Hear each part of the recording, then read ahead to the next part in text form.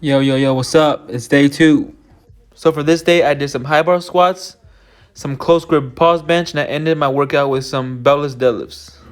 Alright, so let's talk about my squats first. So I haven't really done heavy high bar squats in a while. I did them a couple months ago on vacation just to try it out for one day, and then the last time I did anything above like 280 was like 4 to 5 months ago. When I first started squatting, I did high bar first, and I got to like 290 for like a triple, and then around there was when I moved to low bar. And low bar since then has felt more and more comfortable to me compared to high bar. One reason I think is the bar placement, right? The weight just feels lighter on my back with low bar. But also I think it's because I don't high bar squat as much as I low bar squat, right? I'm pretty sure Olympic weightlifters can say that high bar squat is more comfortable than low bar squat.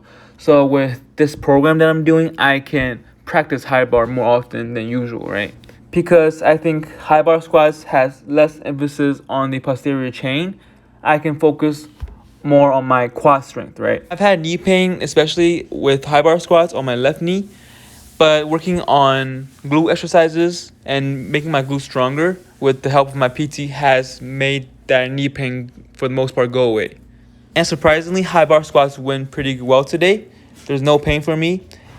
I definitely still prefer low bar squat more because in high bar squat, I can't seem to brace as easily. I think maybe because of the angle of my torso, I'm more upright. And I personally just have an easier time bracing when I am more leaned over. I think these variations of high bar squats and also front squats will help me with my leg drive and power out of the hole using my legs in my low bar squat as well as high bar and front squats. And one observation that I made watching these lifts for today is that as the weight increases, my high bar seems to look a bit more like low bar, and that my posterior chain seems to take over. I think it's because when the weight gets heavier, I can generate enough leg drive out of the hole, so my stronger parts of my body take over. I think it's overall a problem if I'm fatiguing my muscles, like I'm doing many reps, or if I'm going above like 300 pounds. And here's my daily min of 295. And I'm resting in peace. You going over niggas' heads looking. They telling me that they don't feel you. We ain't graduate from school, nigga. Words ain't cool, nigga. So 295 was my daily min, and that went a bit better than I expected. So I went for 315, and I wasn't sure whether or not that was going to be my daily max. And what ended up happening was I decided to pursue 325 after this. Probably Polly beside his crank the engine on his 74 Chevy Chevelle, shorty furnace a snake. I told her bestie ain't real. You gotta watch that. As a lobster crack, I spray the rocker rack. Your reputation, you can't clean that shit up at no laundromat, sucker. See, somebody has to say it. The boy still ain't graduated. I must say they capped the greatest. Be clear, my team is mature. The bags are secure. Surrounded by addicts addicted to having more. Niggas ain't telling the truth.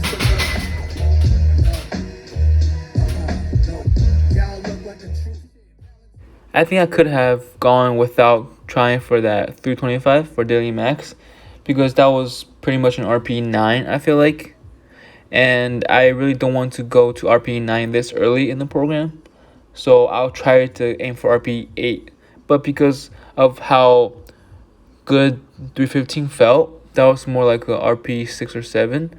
I wanted to try 325. I almost did 330, but I'm so glad that I did 325 instead. Now, the more interesting discovery that I made in this workout was about my bench press.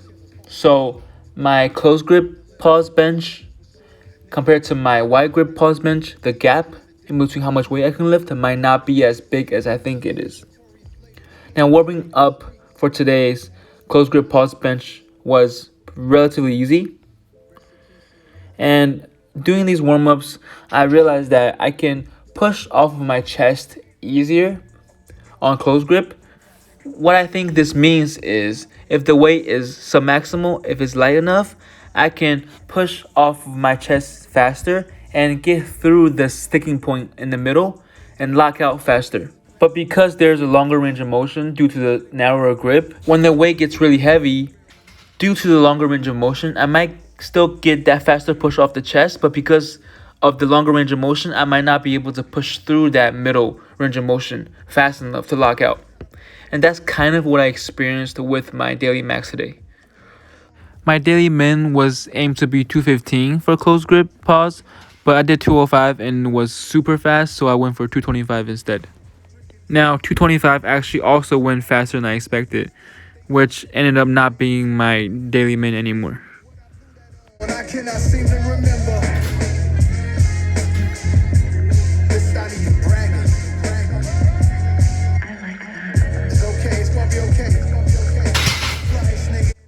And I think it's about the speed, if not faster, than my 225 wide grip. And now I move on to 240, which is actually now my daily min, so the same daily min as my wide grip. And believe it or not, I actually moved about the same speed, if not a bit faster than my wide grip.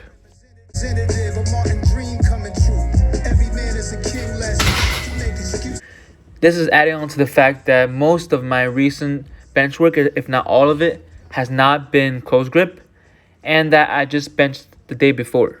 So now let's compare the 240 wide grip yesterday to the 240 close grip today. So despite the longer range of motion, I think I locked out a bit faster on my close grip. I was super happy with that, so I went for a daily max of 260 close grip pause, which was the number that I went for my wide grip pause, my competition pause bench yesterday. I spent too many years living too uncomfortably, making room for people who didn't like the labor, but wanted the spoils, greedy, selfish behavior. Now let me give it to you balanced and with clarity. I turn myself into a parody. I don't do the shit you do for popularity. They clearly didn't understand when I said I get out. So the unrack was much harder than I thought it was going to be. And instead of RP 9 for the wide grip, it was RP 10 for the close grip. So I think this still proves that my close grip and my wide grip are very close. But I think my wide grip is still overall stronger. But because I'm going to do close grip twice a week, once paused and once not paused, my close grip might surpass my wide grip eventually. Maybe, maybe not. So what I'm thinking is, in the near future, I might experiment with narrowing my competition pause bench grip a little bit and to see how that works. But overall, I'm very happy that I got a PR second day in, and it's way more weight than I would have ever thought of pushing close grip pause. But I think from now on, I don't want to be benching around RP 9, 10 this often. I'm thinking of keeping it under 9 at most, but ideally 8, RP 8, so I can keep going for the long term, right? And now finally, you see me doing some beltless deadlifts. So I still want to keep deadlifting once, maybe twice a week, once conventional, once sumo on this program. So for today, I worked up to a beltless 1 rep of 345 pounds. And I'm trying to really focus on pulling the slack out and keeping my form intact, because when I start to deadlift over like 360 on conventional, my form starts to break down and my back starts to round.